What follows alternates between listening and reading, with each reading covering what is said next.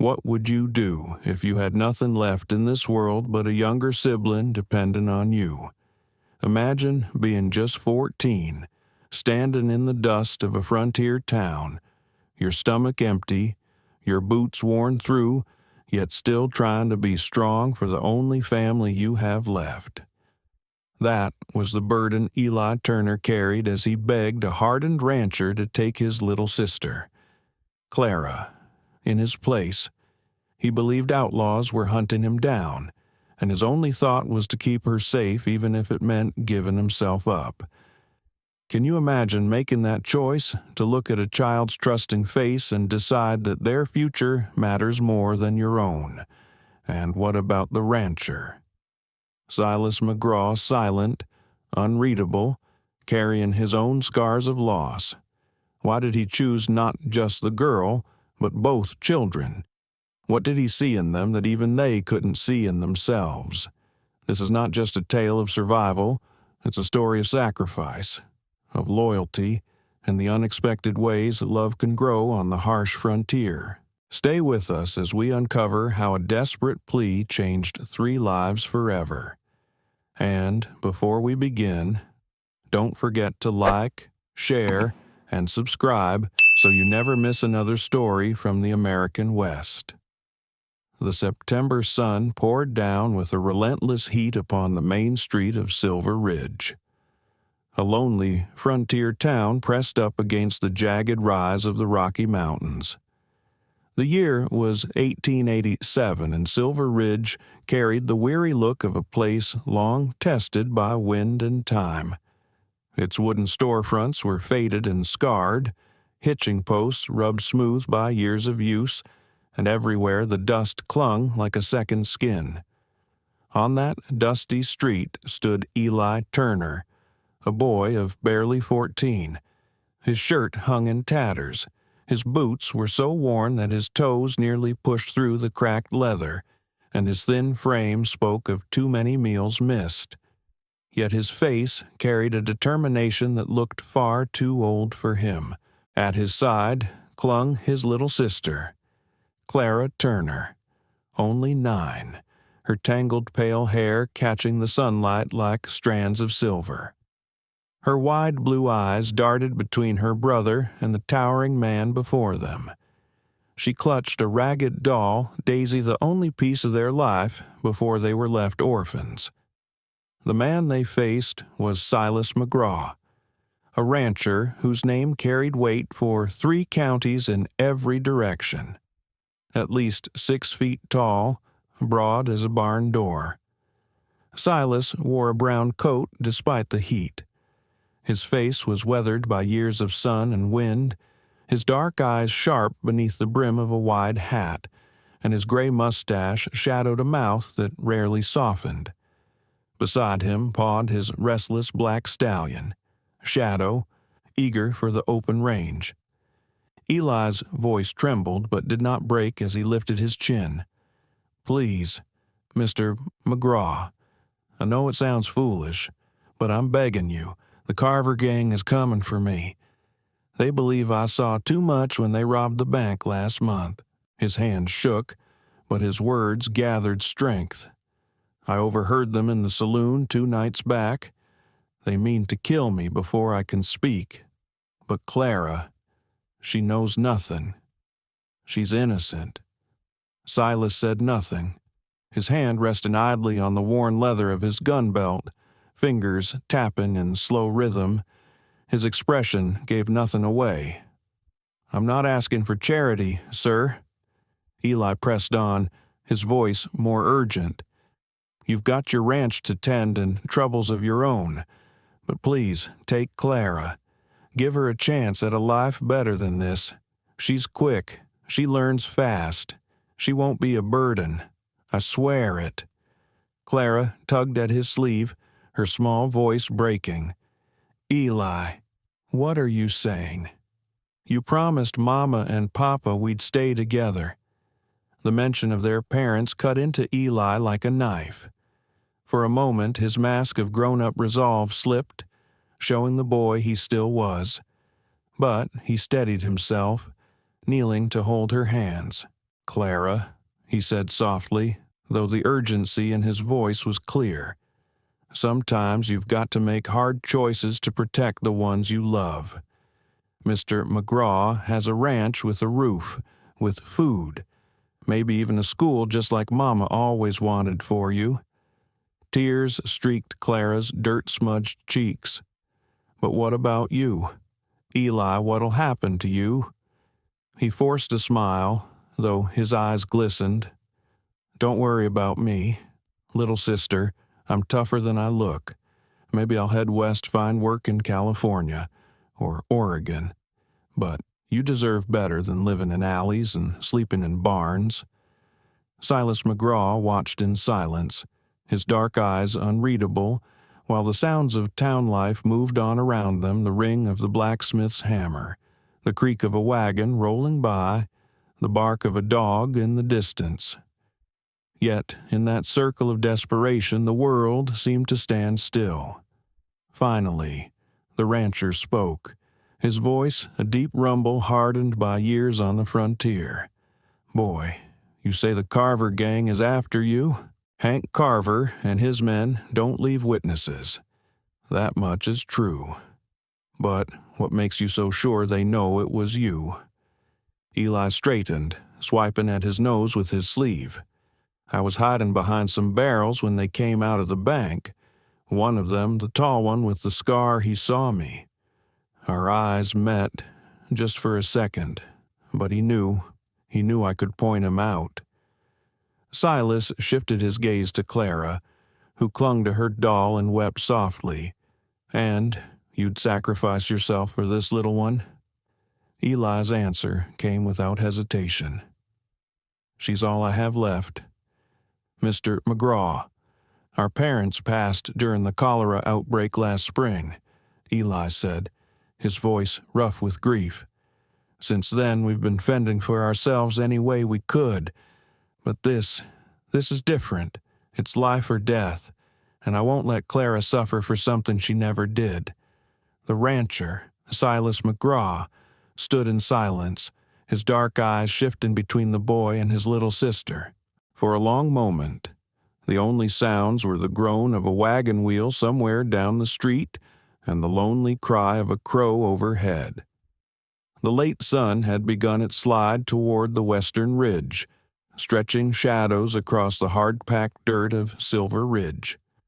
A tumbleweed rolled lazily across the road, carried by a breeze tinged with the smell of sage and distant rain. Finally, Silas spoke, his voice low and steady. "What if I told you? I might be willing to take both of you." Eli's head jerked up, eyes wide with disbelief. Then suspicion clouded his face. "Both of us, sir. I already said they're after me. Taking me in would drag trouble straight to your doorstep. The Carver gang, they're not the kind of men who quit once they've marked someone. They'll come hunting." McGraw adjusted the brim of his hat with deliberate calm. "Let me worry about Carver and his boys. I've handled worse outlaws before. My ranch is no easy target. I've got good men working for me, men who know how to handle a rifle if trouble rides in." For the first time that day, a spark of hope flickered in Eli's eyes, but he quickly tamped it down. Hard years had taught him that hope often turned to disappointment. "Why," though he asked, his voice cautious, "why would you take us in? You don't even know us. We could be lying, or trouble ourselves. You could be." Silas agreed without hesitation. "But I've got my reasons. Here's my offer. Plain and simple, you and your sister come with me to my ranch. Give it a month. If the Carvers truly are after you, we'll find out soon enough. If they come, we'll face them. If they don't—" He shrugged, leaving the thought unfinished. Clara, who had been quietly crying, lifted her head at that. Her small voice wavered. Would we really get to stay together? Both of us. The rancher looked down at her, and for just a fleeting moment, Something almost tender softened the hard lines of his face. That's the idea, little miss. Eli rose slowly to his feet, his thoughts tangled with doubt. It all felt too generous, too sudden, too unreal. And yet, what other path lay before them winter would soon press down on Silver Ridge. He and Clara wouldn't survive another season scavenging scraps, shivering in abandoned shacks, and the memory of the scar-faced outlaw's gaze haunted him still. "What would you expect from us in return?" Eli asked carefully. "If you're taking both of us in, feeding us, giving us shelter, there's got to be something you'll want back." "Work," Silas answered simply. "My spread is big, and there's always more to do than I've got hands for. You're strong enough for your age. The girl can help with chores, cooking, cleaning, tending chickens. Nothing too heavy, but everyone earns their keep." It sounded fair, more than fair, almost like a dream. But Eli had learned not to put his trust in dreams. "When would we leave?" he asked at last. "Today," Silas replied, loosening Shadow's reins from the hitching post. "A supply wagon will be rolling through in about an hour. You can ride in the back with the goods. My ranch is about a day's travel into the foothills." Eli glanced around at the tired storefronts, the peeling paint, the sun-beaten faces of the townsfolk. Silver Ridge had never been a home. Their real home had been wherever he and Clara huddled together for warmth, whether under a bridge, in a barn, or behind the bakery when scraps were tossed. He knelt beside Clara, who hugged Daisy the doll tight to her chest. "What do you think? Clara, do you want to go with Mr. McGraw?" Her eyes brimmed with fear and hope all at once. She nodded slowly. "If you're coming too, Eli, I won't go without you." "You'll be with me," he promised, forcing a reassuring smile. "Always," from his saddle. Silas studied them. "There's one thing you both need to understand before we go," he said, his tone hardening. "Once you leave with me, there's no turning back. You'll have my protection, but you'll also be under my rule. What I say goes without question. Do you understand?" Eli straightened and answered firmly. "Yes, sir. We understand." "Good. Gather whatever belongings you've got. We ride in an hour." With that, McGraw turned Shadow toward the livery and rode off to make his arrangements. Dust curled in his wake, leaving the siblings standing alone in the street. Clara's small voice broke the silence. "Eli, do you really think those bad men are after you?" He looked down at her, his heart tightening at the innocent trust in her eyes. The truth was, he wasn't sure. He had seen them, no doubt, and the scarred man had looked right at him. But whether they truly knew who he was, that remained uncertain. Still, he couldn't gamble Clara's life on a maybe. "I think we'll be safer with Mr. McGraw," he said finally. "And even if the Carvers never come, at least we'll have food in our stomachs and a roof over our heads." They hurried to gather what little they owned: a few worn clothes, a knife that had once belonged to their father, and a locket with their mother's picture, all of it fit into a single burlap sack. By the time the sun dipped low, painting the mountains in hues of fire and shadow, the supply wagon clattered up the street. Its driver was an old man with tobacco-stained teeth and calloused hands, a grizzled veteran of the trails. Silas rode alongside him, tall in the saddle, and lifted his chin toward the wagon bed piled with grain sacks and barrels. "Climb in," he told the children. Eli tightened his grip on the sack, helped Clara up, and followed after her. As the wagon lurched forward, leaving the only town they had known since their parents' death. Clara nestled close to her brother. "I'm scared, Eli," she whispered. "Me too," he admitted, pulling her against him. "But we'll be all right. We've got each other. That's all that matters." Neither child noticed the look Silas McGraw gave them from his saddle, nor the faint smile tugging at the corner of his mouth. Whatever plan the rancher held in his heart, the first step was complete.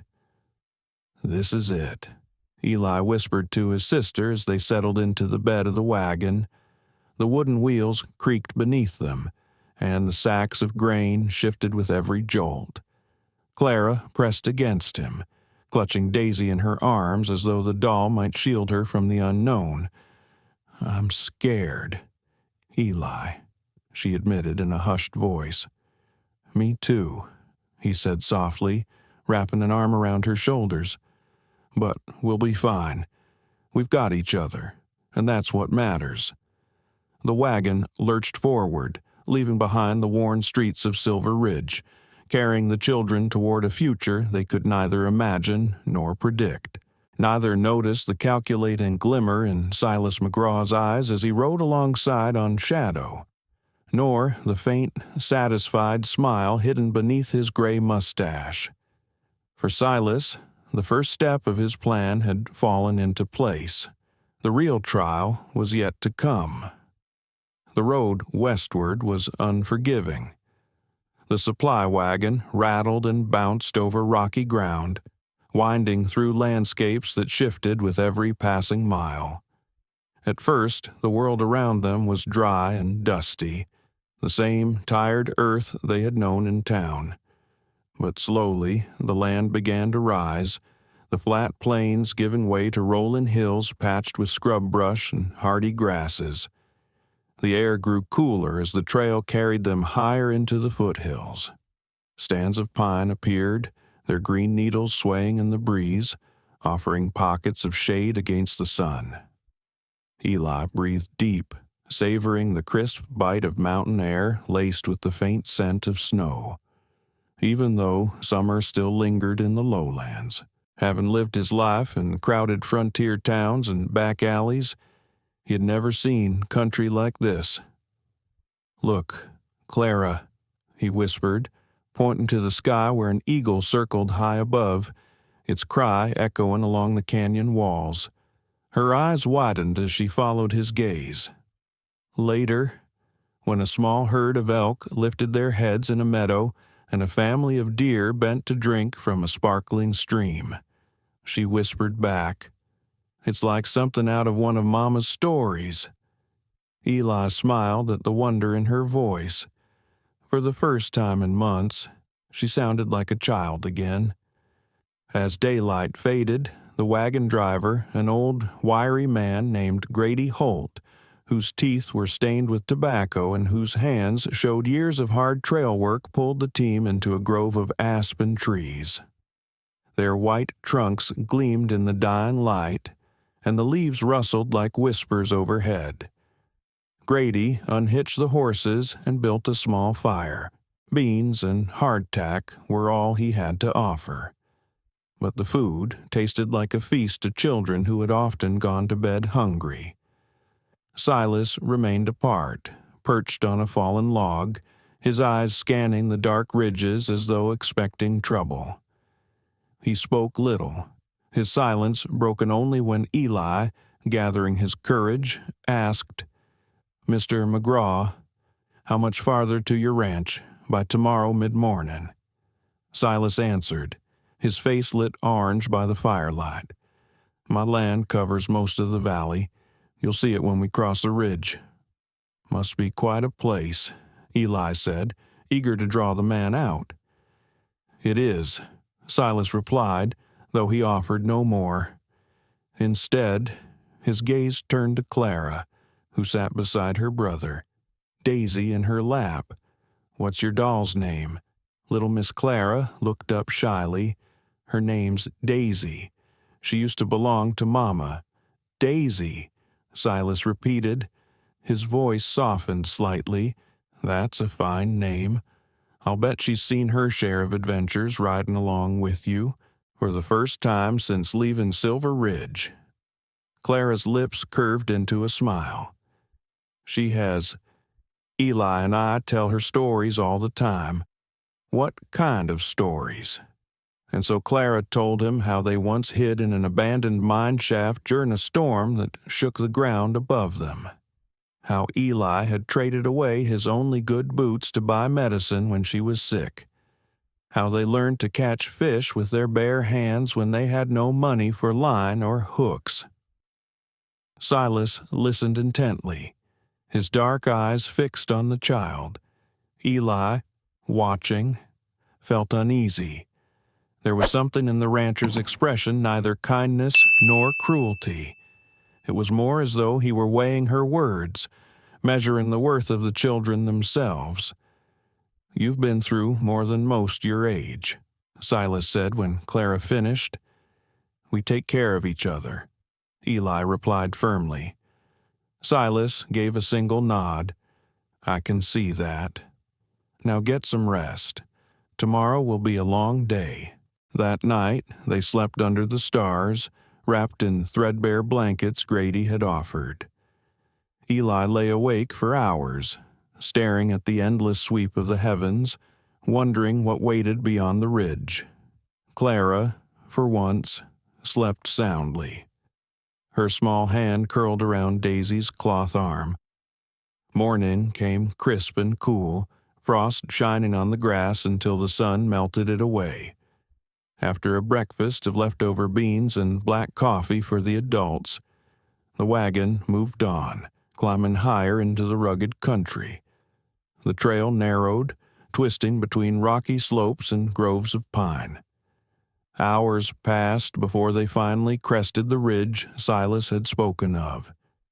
When Eli stepped to the wagon's edge and looked out, his breath caught.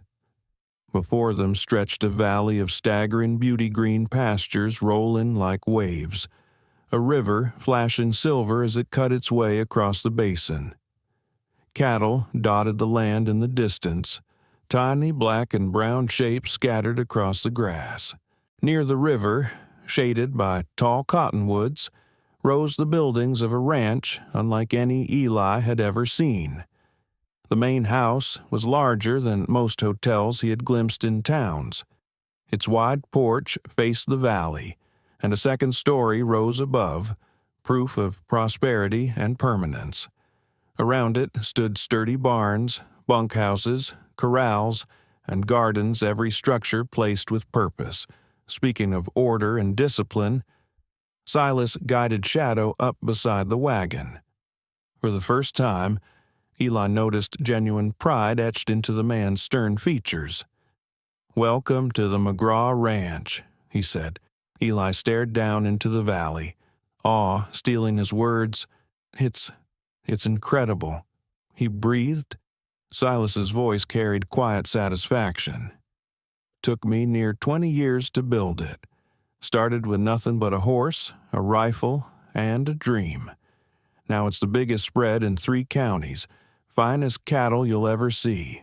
But even in that moment of triumph, Eli thought he detected a shadow in the man's eyes, a loneliness that no amount of land or livestock could ease. The wagon rumbled down the trail toward the valley floor. Eli sat back, Clara leaning against him, Daisy clutched in her arms. The boy felt the weight of what lay ahead. For the first time since their parents' deaths, they might have found something that resembled a home. Yet, in the silence between the creak of wheels and the steady beat of horse hooves, he couldn't shake the thought that this new life came with tests they had not yet begun to face. The wagon rattled into the broad yard of the ranch, and Eli Turner felt as if he had stepped into another world. All around them stretched sturdy outbuildings, barns large enough to swallow whole wagons, bunkhouses lined neatly in a row, corrals fenced with fresh-cut timber, and gardens carefully tended behind the main house. Nothing looked thrown together or careless. Everything bore the mark of order and long years of hard work. Silas McGraw rode up alongside on Shadow, his deep voice carrying a note of pride Eli hadn't heard before. "Welcome to the McGraw Ranch." For the first time since meeting the man, his stern expression softened, revealing genuine emotion. Eli's eyes widened as he took in the sight. "It's incredible. I've never seen anything like it." Silas nodded slowly, his gaze sweeping across the valley as though seeing it anew. "Took me near 20 years to build all this. Started with nothing more than a horse, a rifle, and a dream. Now it's the largest spread in 3 counties. Finest cattle, best horses, everything a man could want." Yet there was a tone beneath the words that made Eli look closer. Something weighed behind those proud statements, a loneliness in Silas's eyes that all the land and herds could never fill. Eli tucked that thought away, uneasy but silent. The wagon descended into the valley, the well-worn trail winding downward for nearly an hour before the yard spread wide before them. As they drew closer, the details became sharper. The barns were built with thick beams cut straight and true. The corrals were tight and orderly, cattle moving within under the eyes of watchful hands. The vegetable patch behind the main house was lush and green, evidence of care and planning. Several ranch hands gathered to watch the wagon roll in. They were a mixed lot, some young, some gray with years, some looking every bit the seasoned cowboys they were, others carrying the air of men who had once been farmers, miners, or even clerks before taking to ranch life. Whatever their backgrounds, all had one thing in common: a respectful distance toward their employer. Hats tipped, brief nods given, but not one lingered too close to Silas McGraw. "Raphael." Silas called, motioning toward a middle-aged Mexican man with steady eyes and a weathered face. He carried himself like someone long accustomed to responsibility. "See to the supplies. I'll be showing our new arrivals where they'll be staying." "Si, Patron," Rafael Ortega replied, setting to work, even as he began directing men to unload the wagon. Eli noticed the foreman cast a curious glance toward him and Clara. Silas swung down from his saddle, his large hand steadying Clara as she climbed carefully from the wagon. For all his hard edges, he handled her gently. "Well, little miss, what do you think? Quite a change from Silver Ridge. Isn't it?" Clara's eyes widened as she turned a slow circle, taking in the bustle of cow hands, the scent of hay and cattle, the sheer size of it all. "It's so big," she whispered. "That it is," Silas said. "And if you're going to live here, you'll need to learn your way around." He led them past the main yard to a smaller house set apart from the bunkhouses. The structure was modest but solid, with 2 rooms, a stone hearth, and a few simple furnishings. "This used to be my office, back when the ranch was smaller," Silas explained. "I had it cleaned out and fitted for you. There's a bed in each room, a table, and some chairs. Nothing fancy, but it'll keep you warm and dry." Eli stepped inside and stared in wonder. After months of sleeping in barns, abandoned sheds, and under the open sky, the sight of actual beds and a roof over their heads felt almost unreal. This is wonderful, Mr. McGraw. I don't even know how to thank you." "Don't thank me yet," Silas said evenly. "Remember what I told you: every soul here earns their keep. Tomorrow you'll start learning what that means. For now, get yourselves settled. Raphael's wife, Isabel, will bring food soon. There's water and soap on the table if you want to wash." After Silas departed, The two siblings stood in silence, drinking in the little house that already felt like more home than anything they'd known in months. Clara broke the quiet. "Eli, is this real? Are we really going to live here? I think so," Eli replied, though a part of him still waited for the catch. "But don't forget what Mr. McGraw said. We'll have to work for it." "I don't mind," Clara said firmly. "Anything's better than being hungry, cold, and scared all the time."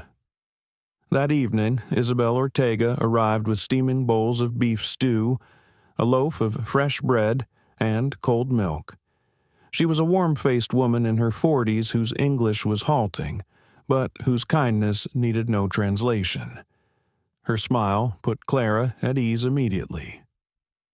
After they had eaten, Isabel returned with clean clothes second-hand, but whole and far better than the rags they'd worn for months. She touched Clara's shoulder gently. "Mañana," she said, pointing to herself and then to the girl. "You come with me. Kitchen. Help." Clara nodded eagerly, her eyes bright at the thought of learning to cook in a real kitchen instead of scraping by on scraps. That night, the children lay in clean sheets for the first time in memory. Eli lay awake, listening to the soft lowing of cattle, the quiet nickering of horses, the whisper of wind through the cottonwoods. Just a day before they had been orphans with no future. Now they had shelter, food, and a chance at belonging. For the first time since their parents died, Eli allowed himself to hope. Before dawn the next morning, a bell rang out across the ranch yard, clear and insistent. From his window, Eli saw lanterns moving in the dark as hands rose to begin their day's work. Moments later came a knock at the door. "Time to get up," Silas McGraw's voice called. "On this ranch, the day starts early." Eli shook Clara awake and helped her into the clean dress Isabel had provided.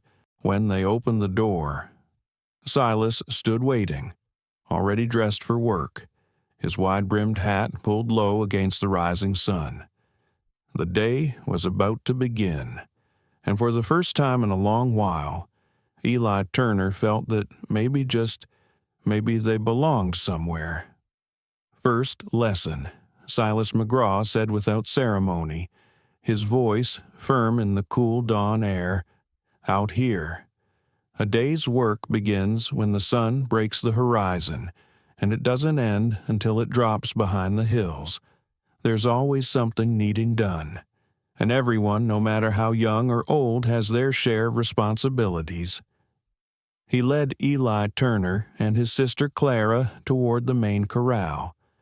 Lanterns still burned in the early light as ranch hands saddled horses, tightened cinches, and checked tack. Dust rose with every movement, already carrying the smell of horseflesh and leather. "Eli," Silas continued, "you'll be with Rafael Ortega and the other men. You'll start small mend fences, muck stalls, feed the horses. It ain't glamorous, but it's work that keeps this place running." "Yes, sir," Eli replied quickly, trying to hide the nervous flutter in his stomach. He had never worked cattle, never held responsibility on a spread like this, but he was determined to prove himself worthy of the roof and meals Silas had given them. "And you, Clara," Silas said, shifting his attention to the girl who stood clutching Daisy. "You'll spend the day with Isabel, Raphael's wife. She'll show you the ropes in the kitchen and garden. You'll help with cooking, washing, tending chickens. Do you think you can manage that?" "Yes, Mr. McGraw," Clara said brightly. "Mrs. Ortega seems very kind." "She is," Silas agreed. "Been here 5 years, ever since her husband took on the foreman's job. You'll learn a great deal from her."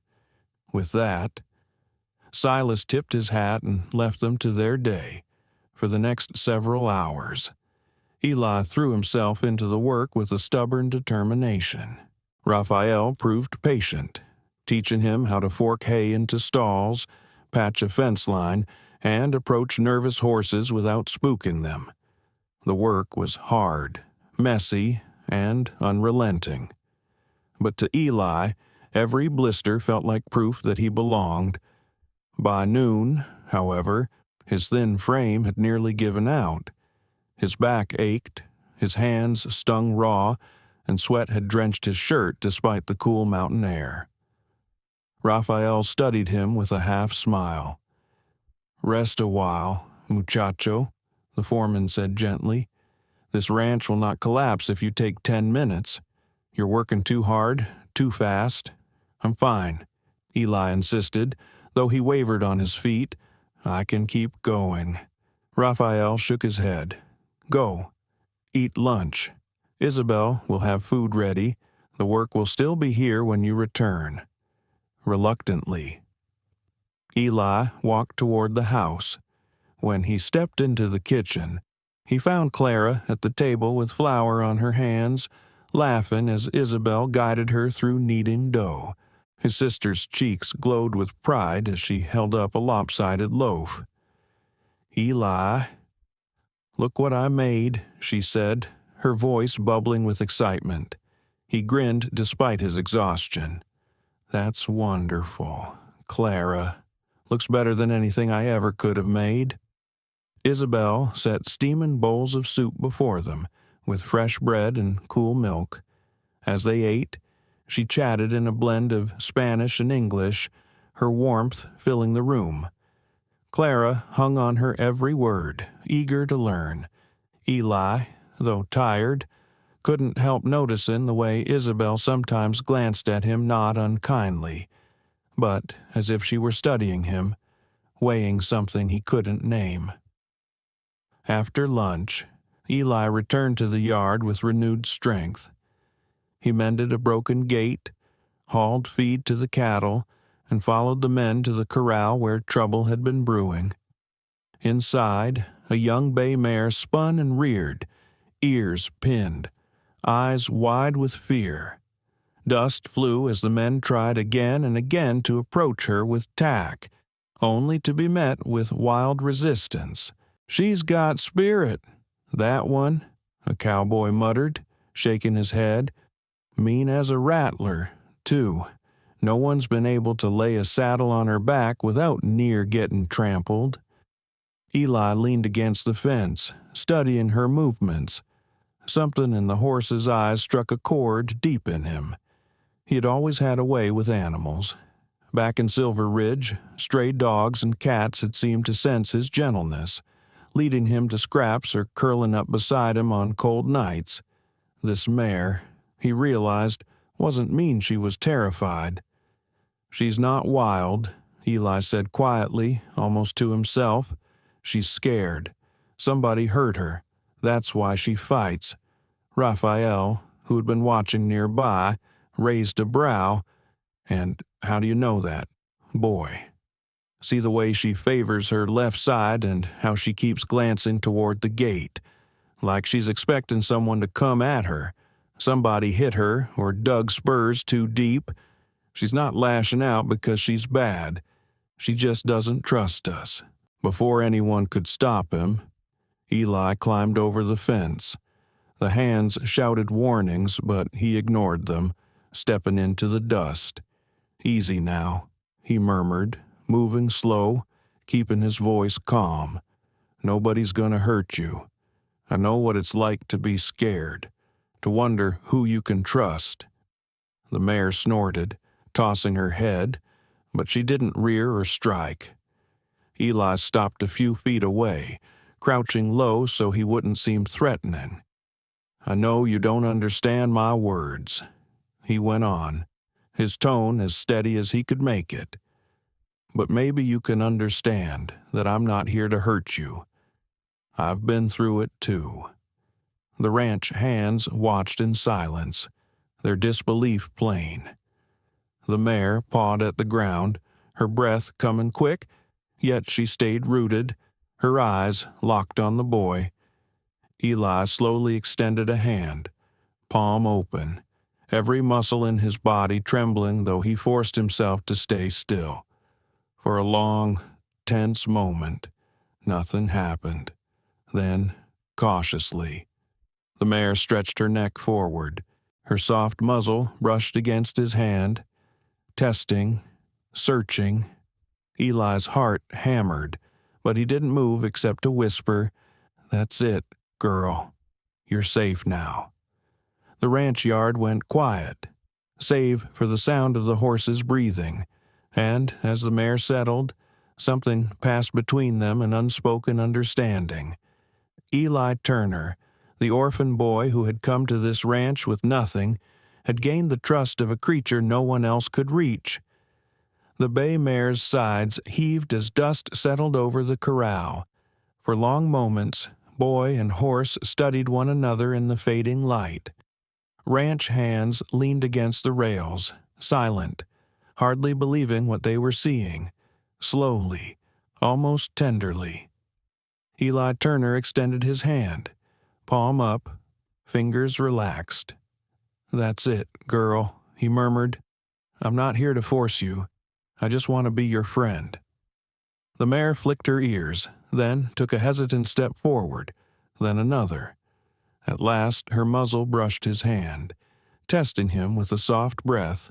She lingered, nuzzling his palm as though she had finally found someone who understood. "Incredible," Rafael Ortega whispered from the rail. 3 days we couldn't get close, and this boy, his voice trailed off. Eli stayed with her for nearly an hour. He touched her neck and shoulder, never rushing, never demanding. By the end, she allowed him to slip a rope halter over her head without a fight. The ranch hands exchanged glances, shaking their heads in disbelief. "You've got a gift, muchacho," Rafael told him as Eli finally climbed out of the corral. 30 years I've worked horses, and I've never seen a wild one settle that fast."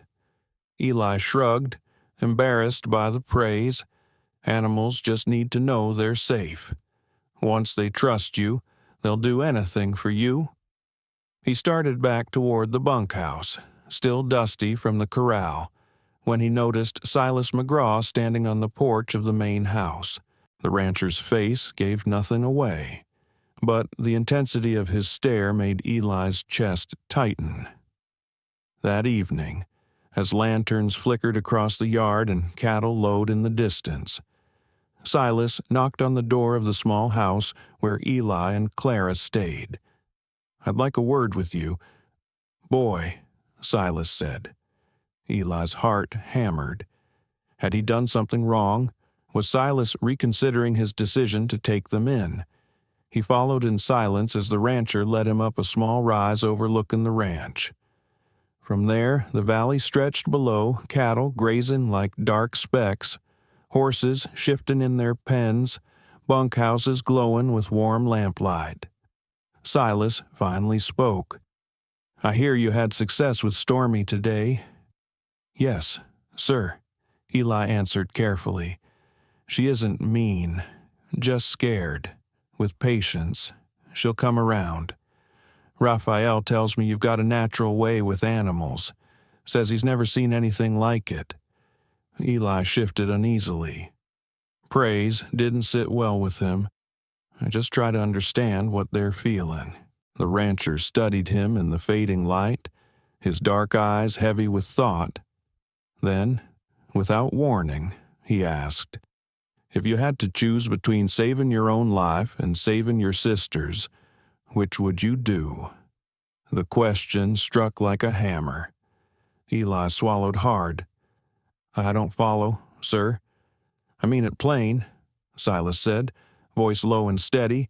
"If it came down to you or Clara, and only one of you could walk away, which one would it be?" Eli didn't hesitate. "Her. Every time. Clara's innocent. She's never hurt anyone. If something happened to me, at least she'd still have a chance at a real life, even if it meant your death." Even then, Eli said firmly. Silas's eyes narrowed, as though the answer confirmed something he'd long suspected. And what if someone told you the only way to protect her was to do something difficult? Something that might seem wrong at first glance but would keep her safe in the end. Eli drew a sharp breath but nodded. I'd do it. Whatever it takes. Clara's all I've got. I'd give up anything for her. Anything. The two stood in silence as the sun bled behind the ridges, painting the sky orange and purple. The first stars appeared, glittering over the peaks. At last, Silas spoke again, his voice softer than Eli had ever heard it. Eli, what if I told you there never was any Carver gang coming after you? The boy's world seemed to tilt. What? His voice cracked. What do you mean? I mean that story you told that a gang recognized you during the bank job, that they planned to kill you before you could talk? What if none of that was true? But I saw them, Eli protested, his breath coming fast. I was there when they robbed the bank. One of them. With a scar, he looked right at me. Silas nodded. The bank was robbed. That's true. And yes, there was a gang, but they're not out there hunting you. Boy, sheriff in Silver Ridge caught them 3 days later. They're locked in a cell right now, waiting on the circuit judge. Eli's knees nearly gave out, and he dropped onto a nearby boulder. His stomach turned cold. Then why did you bring us here? Why let me think Clara's life was hanging by a thread? Silas folded his arms, his voice steady, because I needed to know what kind of person you are. I wanted to see if you were the kind of brother who'd throw himself in the fire to shield his sister, or the kind who'd use her as a shield for himself. The truth settled on Eli like a heavy blanket. His mouth went dry. You made it up, the whole story about protecting us from the Carvers. No, Silas said firmly. I brought you here, and I meant what I said about giving you a place if you proved yourselves. But the test wasn't about mending fences or cooking meals. It was about who you are deep down, when all you've got left is the love for the people you die to protect. Relief, confusion, and a flicker of anger wrestled inside Eli's chest. So Clara was never in real danger.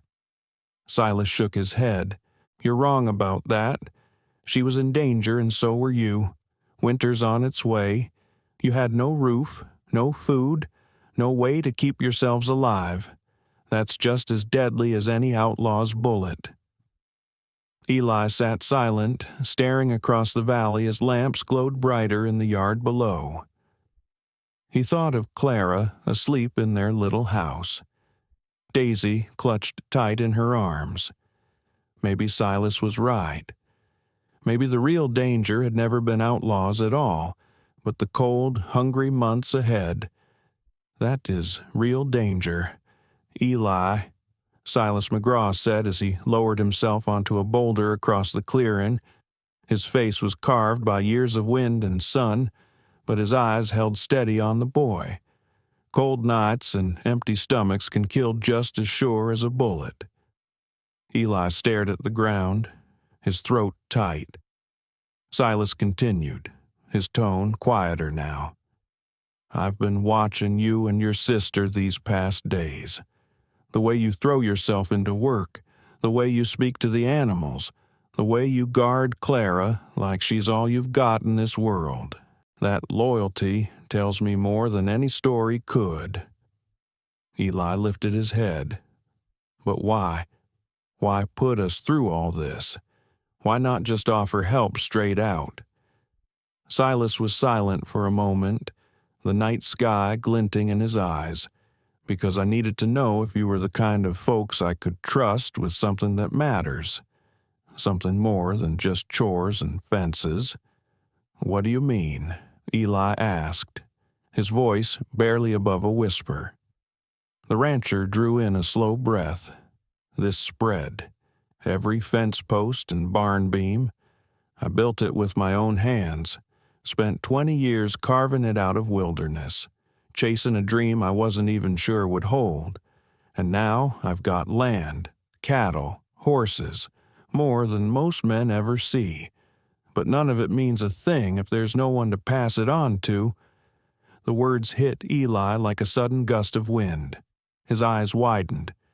You don't have family. Silas's jaw tightened. Had a wife once, and a boy. Lost them both in the same cholera wave that took your ma and pa. Since then, it's just been me, the land, and the men who work it. But that's not the same as blood, not the same as family. Eli swallowed hard. I'm sorry, Mr. McGraw. I didn't know. How could you? Silas said softly. I don't show it. But truth is, I've been searching. Not for hands to brand cattle or mend fences, for people who understand the worth of loyalty, of sacrifice, of putting family above self. When I heard in Silver Ridge how you'd been keeping Clara alive on your own, I thought maybe, just maybe you were the kind of people who could understand what this place really means. He rose to his full height, tall against the blanket of stars, his voice steady but carrying weight. That whole tale about the Carver gang, it was a test. And you passed it. Eli. Both of you did. The way you offered your own life to protect your sister. The way she trusted you even when she was scared. And the way you both worked here without a single complaint. That's all I needed to see. Eli sat motionless, his mind tumbling over the truth. Relief washed through him. No gang would be riding in with guns, but tangled in it was confusion and something close to anger. So, what happens now? He asked finally. Silas's face softened. Now, if you want it, you and Clara stay here for good. Not as hired help, not as charity, but as family.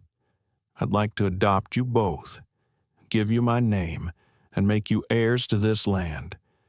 Teach you everything you'll need to run it when I'm gone. Eli blinked hard. You want to adopt us. Truly I do, Silas said, but only if you want the same. I won't chain you to this place.